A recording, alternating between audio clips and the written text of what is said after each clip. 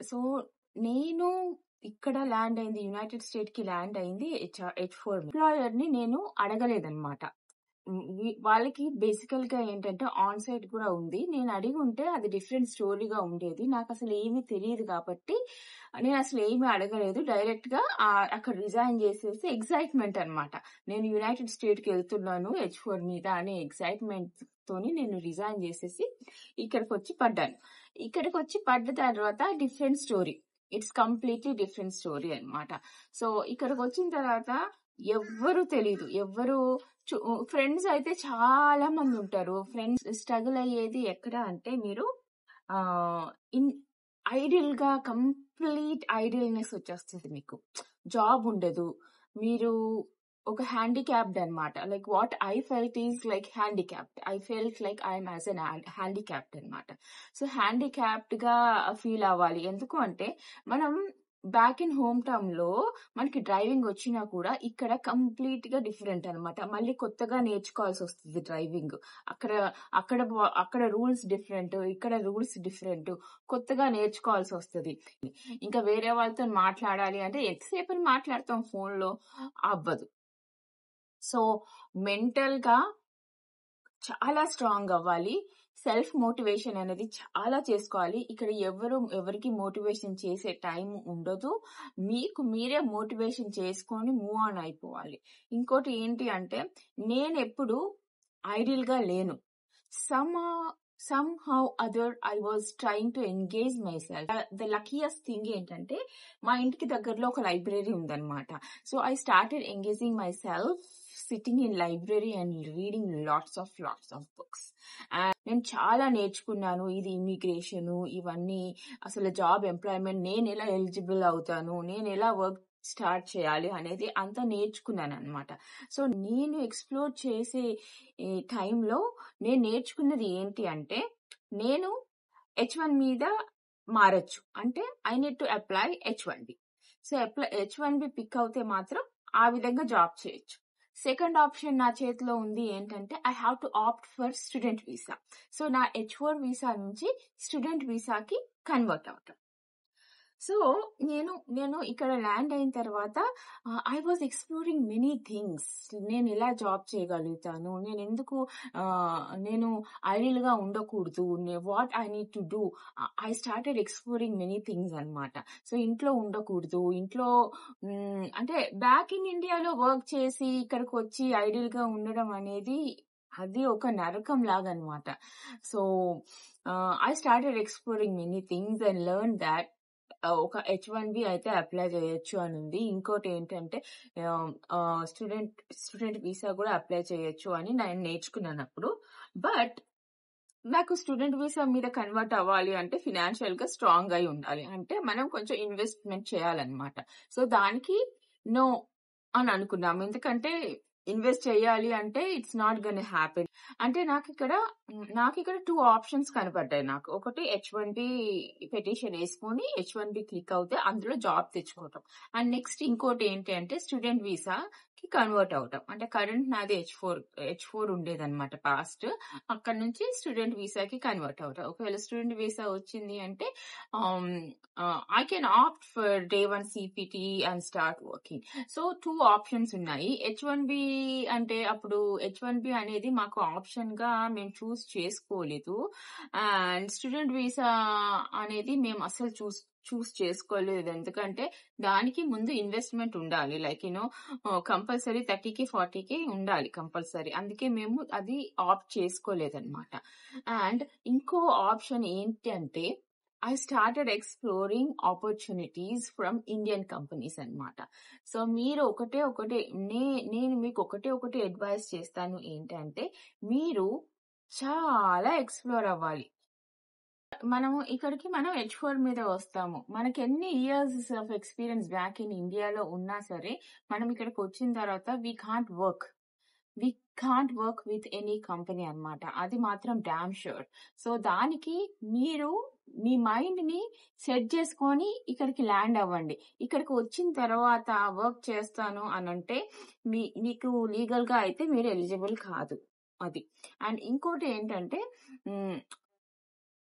If you are already working back in India, నా best advice ఏంటంటే resign చేయొద్దు. మీరు నిజంగానే మల్టీనేషనల్ కంపెనీలో వర్క్ చేస్తున్నారు అంటే ask for your employer for L1B అన్నమాట. అడగండి, నేను రీలోకేట్ అవ్వాలి, యునైటెడ్ స్టేట్ ఆఫ్ అమెరికాకి రీలోకేట్ అవ్వాలి, మీరేమన్నా L1B అప్లై చేస్తారా నాకు అని అడగండి. సో L1B అప్లై చేస్తే H1B కన్నా L1B అనేది చాలా మంచి వీసా అన్నమాట అది. సో దానికి కూడా గ్రీన్ కార్డ్ అనేది క్విక్ గా వస్తుంది. It's not gonna be an issue. కానీ వితిన్ 6 years లో మీరు I-140 అప్రూవల్స్ వచ్చేటట్టు చూసుకోవాలన్నమాట ఆ L1B మీద. సో L1B మీ ఎంప్లాయర్ స్పాన్సర్ చేస్తే that's well and good. If not, మీరు ఇక్కడికి వచ్చేసిన తర్వాత you have to stay idle. So ఇంకోటి ఏంటంటే వాలంటీర్షిప్ ఇవ్వడం నేర్చుకోండి. అంటే నేనేం చేశాను, like how I overcome out of the idleness అంటే I started volunteering myself. నేను చాలా ఇండియన్ కంపెనీస్ ని కనెక్ట్ అయ్యాను, చాలా ఇండియన్ కంపెనీస్ ని కనెక్ట్ అయ్యి లైక్ ఐ నెవర్ స్టాప్డ్ అనమాట. నేను ఇంటర్వ్యూ ఇవ్వడం అనేది స్టాప్ అయితే చేయలేదు. I continuously started digging out the information. Indian companies the నేను అంతా లిస్ట్ తీసుకొని వాళ్ళకి కాల్స్ చేయటము, ఫాలో అప్ చేయటము. ఐ నెవర్ స్టెప్ బ్యాక్ అనమాట. సో నేను H4 మీద ఉన్నప్పుడు కూడాను నేను వాలంటరీ ఇవ్వటం స్టార్ట్ చేశాను. వాలంటరీలో కూడాను నేను ఎన్నో అచీవ్మెంట్ చేశాను అనమాట. సో ఆ అచీవ్మెంట్ అనేది ఇప్పుడు నేను మల్టీనేషనల్ కంపెనీస్ లో వర్క్ చేయడానికి అవకాశం వచ్చింది. సో నేను ఏదైతే వర్క్ చేశానో ఇక్కడికి వచ్చిన తర్వాత అది నాకు ఖాళీగా లేదనమాట. నా కరెంట్ కంపెనీలో ఇంటర్వ్యూ ఇచ్చేటప్పుడు నా వాలంటరీ వర్క్ మొత్తం ఉపయోగపడింది అనమాట. సో బ్యాక్ ఇన్ ఇండియాలో ఏదైతే ఎక్స్పీరియన్స్ ఉందో అది ఉపయోగపడింది, నేను వాలంటరీగా ఏదైతే చేశానో అది ఉపయోగపడింది అనమాట. సో అలాగా మీరు చాలా వాలంటరీ వర్క్స్ ఉంటాయి. You have to get in to that piece. ఎందుకంటే మీరు ఐడియల్ గా ఉంటే ఇంకా మ్యాడ్ అయిపోతారు. To be honest, like the women who work back in India అక్కడ జాబ్ వదిలేసుకొని ఇక్కడికి వస్తే మాత్రం you are gonna go mad. నేనైతే చాలా మ్యాడ్ అయ్యాను అనమాట. అంటే మ్యాడ్ ఇన్ ద సెన్స్ ఎవరు మాట్లాడడానికి ఉండరు. మన స్పౌస్ వచ్చేసి తన వర్క్ తను ఉంటది, ఆఫీస్కి వెళ్ళిపోతారు, వస్తారు, that's his different story. And ఎవరిని పలకరించాలన్నా కూడా వాళ్ళు ఎంత బిజీగా ఉంటారో మనకి తెలియదు. వాళ్ళని ఏమైనా డిస్టర్బ్ చేస్తామా అని మనం అనుకుంటాము. డిఫరెంట్ డివర్సిటీస్ ఉంటాయి కమ్యూనిటీలో. అంటే తెలుగు వాళ్ళు మట్టుకే ఉండరు, లైక్ చాలా డివర్సిటీ కైండ్ ఆఫ్ ఫ్యామిలీస్ ఉంటాయి అన్నమాట. సో వాళ్ళ కల్చర్ ఏంటి, మనం వెళ్ళి డిస్టర్బ్ చేస్తే బాగుంటుందా, అవన్నీ క్వశ్చన్ మార్క్స్ మైండ్ లో వస్తాయి. సో ఇంట్లో ఉంటే ఎంతసేపు అని టీవీ చూస్తాము, ఎంతసేపు అని అన్ని నేర్చుకుంటాము. So it's can be really challenging అనమాట. సో ఇక్కడ ఒకటి నేను చెప్తున్నాను ఏంటి అంటే, library is the best option way you can go SIT and read all the books. అదొక ఆప్షన్ ఇక్కడ మనకి ఉంటుంది. ఎందుకంటే లైబ్రరీస్ అన్ని చాలా ఫ్రీ అన్నమాట. ఒక టోకెన్ తీసుకుంటే చాలు, వెళ్ళి మీరు ఎన్ని బుక్స్ ఎంతసేపు అయినా అక్కడ కూర్చొని చదువుకోవచ్చు. ఎన్ని బుక్స్ కావాలంటే అన్ని బుక్స్ ఇంటికి తీసుకొచ్చి చదువుకోవచ్చు అనమాట. సో బుక్స్ మాత్రం నన్ను చాలా రక్షించాయి నేను H4 మీద ఉన్నప్పుడు. అండ్ ఎన్ని రోజులని బుక్స్ చదువుతూ ఉండాలి, ఇంకో అదర్ యాక్టివిటీస్ కూడా నాకు ఉండాలి అని నేను టెంపుల్స్ లో కూడా వాలంటరీ చేసేదాన్ని. టెంపుల్స్ లో కొన్ని యాక్టివిటీస్ లో ఎంగేజ్ అయ్యేదాన్ని అనమాట. అండ్ ఇంకా చాలా వాలంటరీస్ ఉంటాయి. నేను ఏం చేశానంటే డైరెక్ట్ గా కంపెనీకి నా అప్లికేషన్ పెట్టేసి ఆ కాల్ వచ్చినప్పుడు like I started telling them, hey I'm not really eligible to work in United state but I'm happy to voluntary the work what you assign అని నేను చెప్పేదాన్ని. చాలా ఇంటర్వ్యూస్ ఇచ్చాను, చాలా వాలంటరీస్ చాలా కంపెనీస్ నా వాలంటరీషిప్ యాక్సెప్ట్ చేయలేదన్నమాట. ఫైనల్లీ నాకు 2 కంపెనీస్ నుంచి నా వాలంటరీషిప్ యాక్సెప్ట్ చేస్తున్నామని వచ్చింది. కానీ ద గుడ్ థింగ్ ఏంటంటే మన వర్క్ వాళ్ళకి నచ్చింది అంటే they gonna pay us back in Indian rupees. So అలా నాకు పే చేసిన కంపెనీస్ కూడా ఉన్నాయి నా వర్క్ నచ్చి. ఎందుకంటే మీలో ఉండాలి ఒక మోటివేషన్ అనేది. So here no one is gonna motivate you have to motivate yourself అంతే. ఏదైనా చిన్న ప్రాబ్లం వచ్చినా, మీ పేరెంట్స్ మిస్ అవుతున్నా కూడాను, పేరెంట్స్ మిస్ అవుతే you can call them and talk to them. కానీ ఏదైనా స్ట్రగుల్స్ వచ్చినా, పర్సనల్ స్ట్రగుల్స్ వచ్చినా లైక్ అప్పుడు ఎవ్వరు మోటివేట్ చేయరండి. ఎవ్వరు ప్రాజెక్ట్ నెతికి ఇవ్వరు మీకు. You have to get in to those struggles. You have to go through in to that struggles. You have to motivate your self and some times you have to motivate your spouse to. ఎందుకు అంటే ఇక్కడ ఎవరికి motivations చెప్పరు. అది మాత్రం గుర్తుపెట్టుకోండి.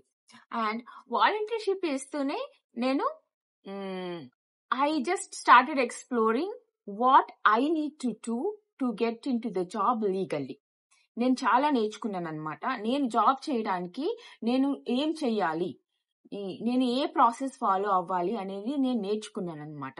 So నేను ఎక్కడైతే కంపెనీలో వాలంటీర్షిప్ ఇస్తున్నానో అక్కడ ఆ సిఇఓ దగ్గర, ఆ కన్సర్న్ నా కొలీగ్స్ దగ్గర, అందరి దగ్గర నేర్చుకున్నాను అనమాట.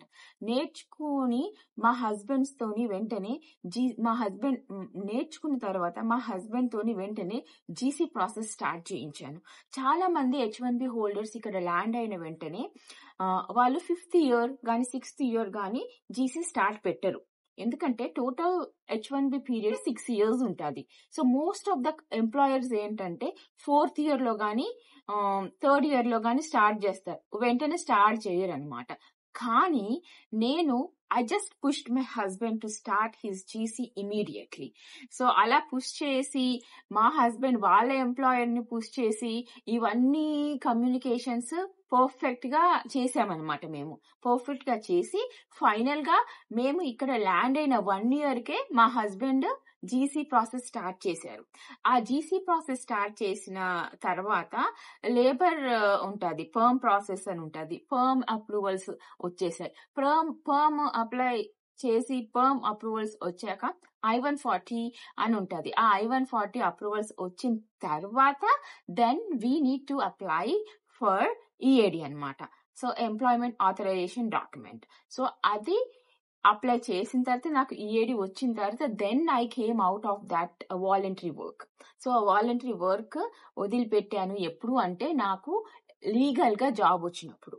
సో ఆ వాలంటరీలో చేసినప్పుడు మన మైండ్ అనేది ఐడియల్ గా ఉండదు. కొత్తవి నేర్చుకుంటాము, కొత్త వర్క్ ఎక్స్ప్లోర్ అవుతాము. సో నేను ఆ వాలంటరీ వర్క్ చేయలేదు అని అంటే నేను ఈ జీసీ ప్రాసెస్ అనేది నేర్చుకునేదాన్ని కాదేమో, మా హస్బెండ్ తోని జీసీ స్టార్ట్ పెట్టించేదాన్ని కానేమో. సో ఇవన్నీ ఏంటంటే you need to start engaging with all the people, all the activities. అప్పుడు ఏంటంటే ఏదో ఒక దాంట్లో ఇన్వాల్వ్ అవుతారు అని నేర్చుకోవచ్చు అనమాట. అది. So this is what my H4 journey is. నా H4 జర్నీ అనేది అంత స్ట్రగుల్ చేయలేదు నేను. ఎందుకు అంటే ఇక్కడ ల్యాండ్ అయిన ఒక 2 months నుంచే I started exploring the things అనమాట.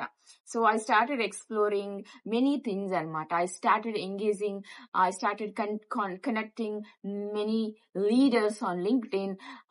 Ala nenu start చేసేసరికి నా H4 జర్నీ అనేది లాంగ్ అవ్వలేదు. వెంటనే నాకు EAD వచ్చింది. Like I started searching out my job and I got through into it. Finally my current job is very good for me. చాలా మంది H4 హోల్డర్స్ ఎవరైతే ఇక్కడ ల్యాండ్ అవుతున్నారో they are gonna struggle for years to years. ఎందుకంటే they have to stay unemployment. వాళ్ళు ఇండియాలోనే ఉంటూ ఇక్కడ ఎలాంటి స్టెప్స్ తీసుకోవాలి, ఇక్కడ ల్యాండ్ అయిన వెంటనే మీకు ఎంప్లాయ్మెంట్ EAD చేతిలో ఉండేటట్టు మీరేం స్టెప్స్ తీసుకోవాలి అనేది I'm gonna walk you through now. So first నా suggestion for women who already working back in India. So women ఎవరైతే బ్యాక్ ఇన్ ఇండియాలో వర్క్ చేస్తున్నారో my honest advice is not to leave the company immediately. Check out with your employer. Hey, my spouse is on H1B. Is there any possibilities you can sponsor me L1B? If in case మీ office ఆన్షోర్లో ఉన్నట్టయితే మీ ఎంప్లాయర్ని మీరు ఆ question అడగచ్చు. No అన్నారనుకోండి, then you can work out on other solutions.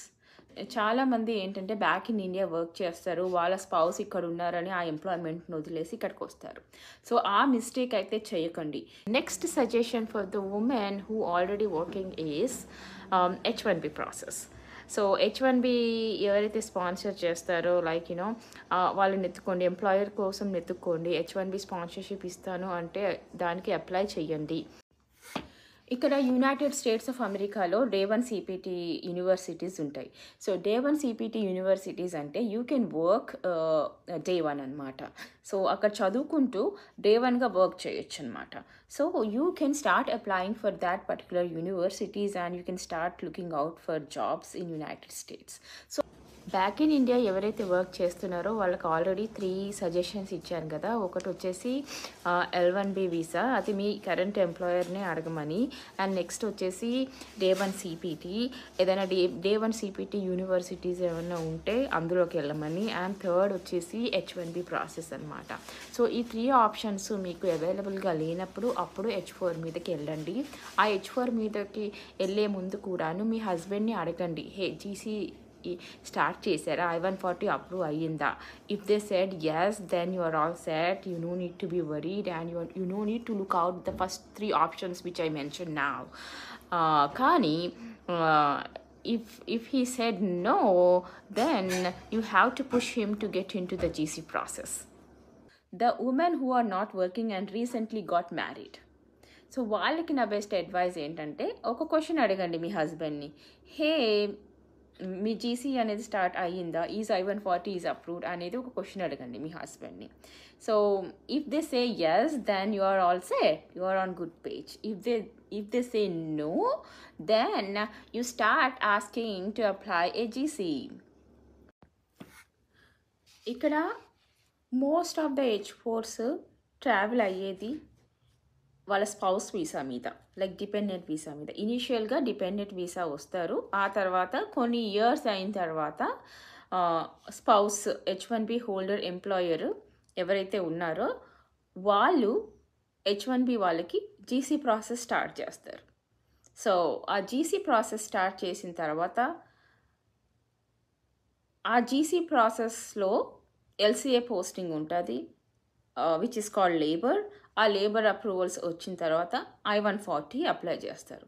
So once I-140 is approved, then spouse can apply for EAD అనమాట. Spouse is eligible to apply for EAD, and once EAD is approved, then the spouse can work on that EAD card.